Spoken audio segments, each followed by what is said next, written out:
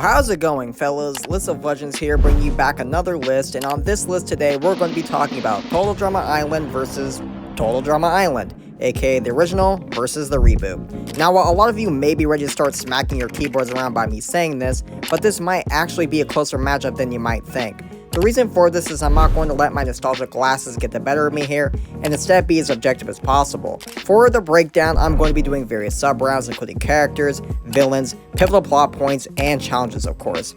Wouldn't really be Total Drama without them challenges, now would it? Now, for the sake of fairness, I'll primarily be talking about Season 1 of the Total Drama Island reboot, as there are 2 seasons total, but I will also throw it a bone every now and then, since the original Total Drama Island has more characters and episodes to go based off of. With all that out of the way, if you enjoy these kind of videos, be sure to bless that like and subscribe button, you know, all that good stuff. With everything all established, let's dive in.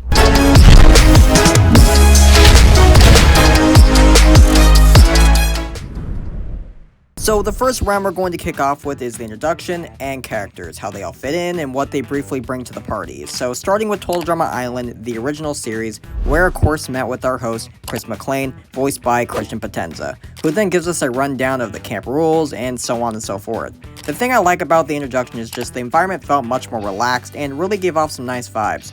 All around a pretty good introduction to the start of the series. This version of Chris is also widely considered at his prime, since he's just all around a pretty chill dude, and much more down to earth, since we know that in the later seasons he begins to spiral down into complete madness.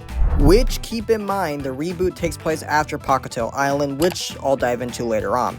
For example, I absolutely adored this scene in Phobia Factor where Chris and Trent are having a good old time pelting Jeff with some hail, something that you just don't really see much of in the later seasons of the show.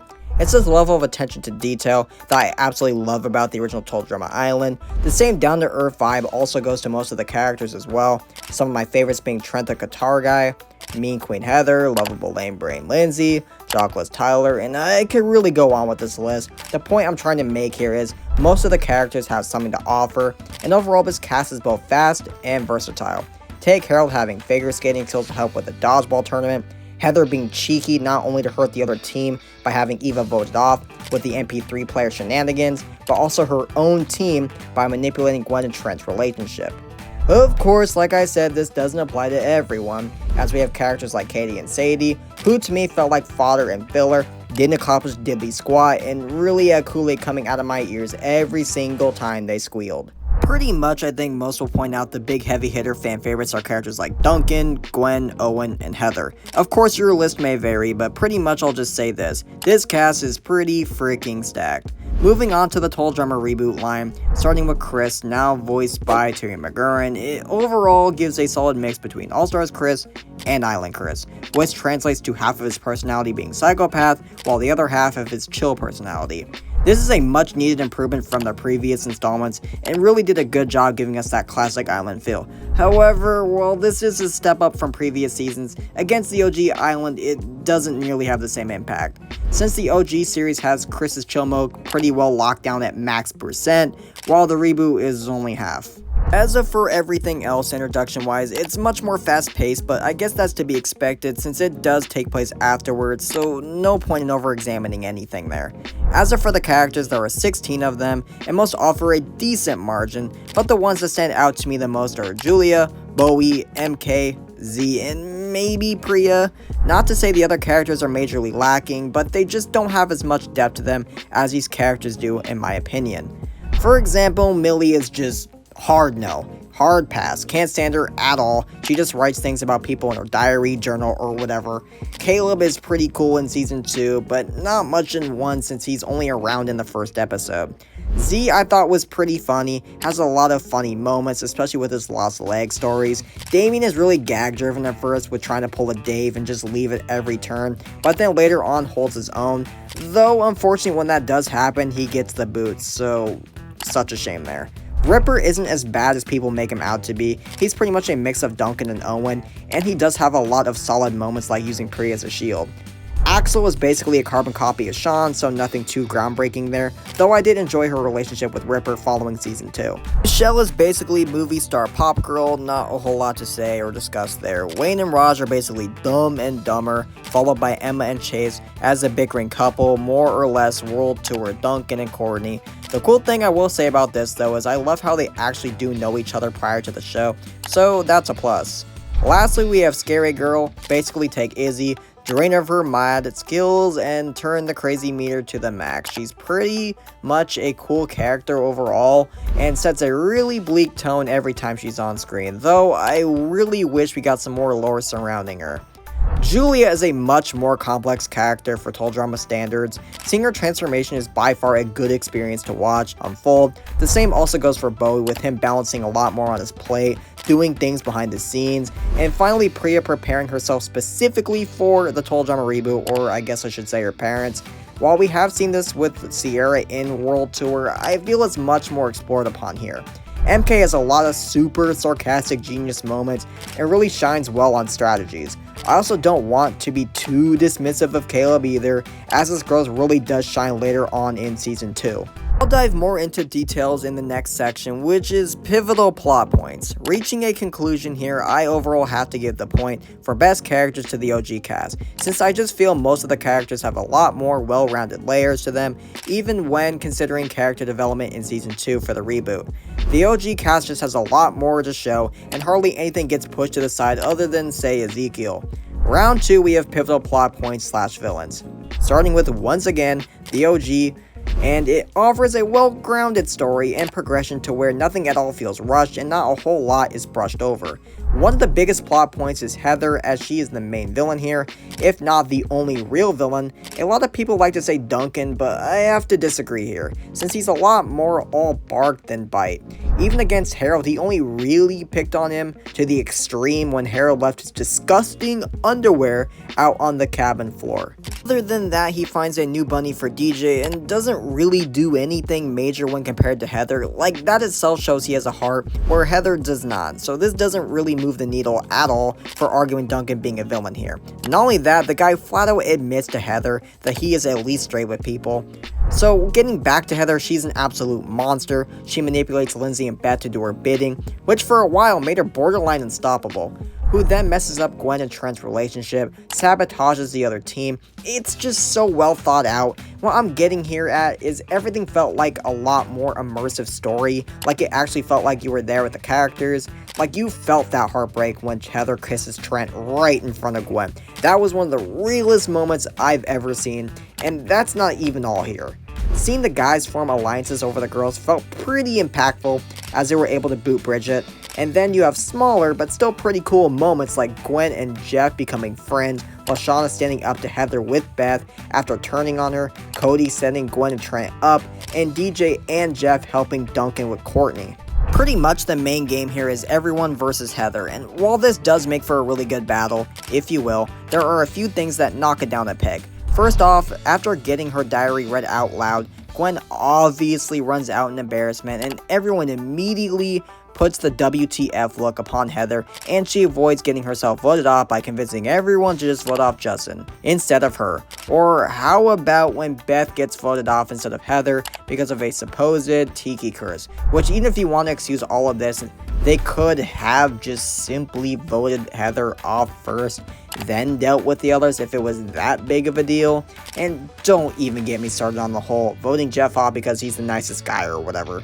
My point is the reason for keeping Heather around on each of those eliminations feels forced and more to be desired from. I totally understand what they needed to do. They need to keep Heather around because she's obviously the main antagonist and all. But I really wish they would have put a little bit more thought into that. AKA Heather's plot armor is just too high and left some things rather questionable. Take her opening her treasure chest and finding invincibility card almost as if she knew it was going to be there. Which that gets into a Chris rigged the game for Heather theory, which is an entirely different video on its own. Which gets into our next gripe, which is the blatant retcons of Izzy being able to just come back. And Eva, despite Chris making it abundantly clear in each episode, every single time, to the point that once you're voted off, you can't return ever. Sound familiar? Which I get it's a gag that he lied, and it's still rather annoying than just haha funny, I lied. The next instance is having Harold rig the votes on camera, but yet gets no punishment from Chris whatsoever. And don't even get me started on LaShawn's elimination here. All in all, Island story and plot points are pretty good, but looking under it through a more critical lens, it definitely has its fair share of flaws. Getting to the reboot side of things, you not only have Julia's transformation into a villain, but Bowie's as well.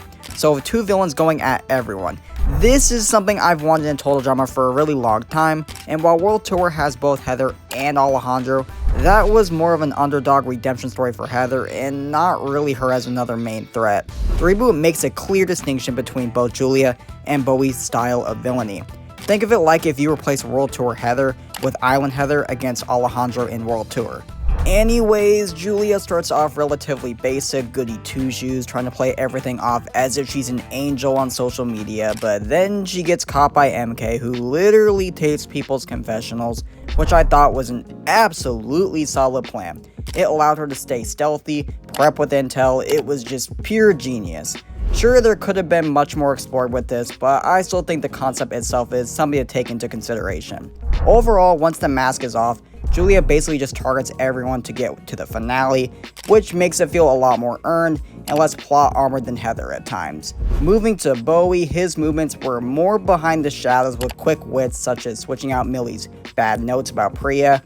Later on in season 2, we see him trying to play both sides to please Raj, while also trying to cheat to maintain his lead in the game. He's competitive, but he doesn't allow his ruthlessness to show all the time, kind of like an on and off switch. In short, he knows when to follow the rules and when to break them. It's also really cool to see both Julia and Bowie interacting with each other, both playing 4D chess to figure out the opponent's other move.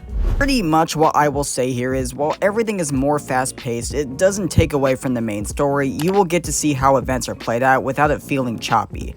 Getting to the downside of the reboot, I will say there isn't a whole lot of things happening behind the scenes, or rather mini subplots. You pretty much just have the main plot of the two antagonists, Bowie and Julia. Not to say that there aren't any at all. You do have some, like I said. You have like MK's confessional plan, and I guess Wayne and Raj being two more tolerable versions of Katie and Sadie, but that's really about it. So who do I give it to for round 2, OG or reboot? This one is a little bit more harder to say since both have their major flaws, but in the end I'll give it to the reboot just because it feels more explained and less just about being lucky or potentially rigged. Now before you say anything, I will still give the OG series a point for having more attention to detail with its plots, but whole picture, I gotta give it to the reboot here. Last up is the challenges. How did they compare? And for this, I'll just say straight from the jump, the OG takes this. The reason for this is because the challenges felt much more simple-minded, but has a lot of depth into them. An example being Hide and Be Sneaky, where Chef has to hunt down the campers, and anyone he catches has to help him find the rest. If a camper does find someone, they get immunity. If they don't get found, they get immunity. If they make it to the dock, they get immunity. See the point? It's challenges like this where I love OG Island having Chef more involved in the challenges, and it really set a bleak tone, especially in basic training. You really felt his presence there. And it's something that isn't at all replicated even in the reboot. While he is a lot more down to earth, serving as a straight man to Chris, or rather his drama-rama attire, it doesn't at all compare to his presence in the OG series. Not only that, but you really feel the summer camp vibe challenges such as Awake-a-thon, bike building and racing, phobia factor, horror movie survival, and so on and so forth. You get the point. OG challenges still maintain the camp vibe, but don't overdo it at the same time. Not to say the reboot doesn't, but its challenges are pretty out there, such as a literal episode dedicated to farting that was just no good. Sure, you could argue that Total Drama has always had that, but not an entire freaking episode dedicated to it. Also, some felt like direct rehashes to previous challenges, such as Brunch of Disgustingness, when Ripper had to face off against Julia, except much more gross. Now to clarify, there are challenges I did enjoy, such as the pirate ship battle or the Swarm of Bees blind challenge. That was actually really creative, and it does get miles better in season 2, which I don't want to dive too much into since it's only a 1v1.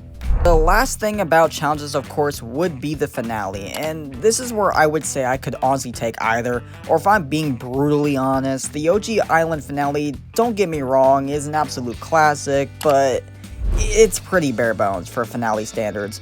With Gwen and Owen running in a small race across the board with sharks, like, I get it, it's the first finale, and Island is a lot more tame, but I feel the exception should be the finale, and that left a bit more to be desired from. The only advantage I really see the OG Island having is I enjoyed the fact that all the other contestants that got voted off could help out if they wanted to. While the reboot does allow helpers, it's only up to a couple, I believe. The reboot does a slightly better job with stakes, I guess. It's basically a much more rundown version of World Tour with the lava river and such, so nothing too groundbreaking. What would have been even better is seeing a slightly better 3-way deadlock finale than the one we got, since other than here, that only happened back in World Tour. But what holds me back even more is the fact that I didn't care for Millie's character at all, so seeing her in the finale really dumped it down a notch for me. But putting that aside, if you wanted to give the reboot the edge here, I totally get it. Reaching the final verdict, the winner goes to none other than the OG series. While they did have a higher point ratio with better characters, challenges, better immersion, and of course a much more tamed Chris, overall this match was definitely a lot closer than I would have thought, with the reboot in my opinion having better plot points, more explained villains, and a slightly better finale, just in terms of main categories alone. So there you have it, OG pulls out a W, but not one too much bigger than the reboot. If you enjoyed this video and want to see more like this, be sure to like, subscribe, all that good stuff. And with all that said, I look forward to seeing you with our next list.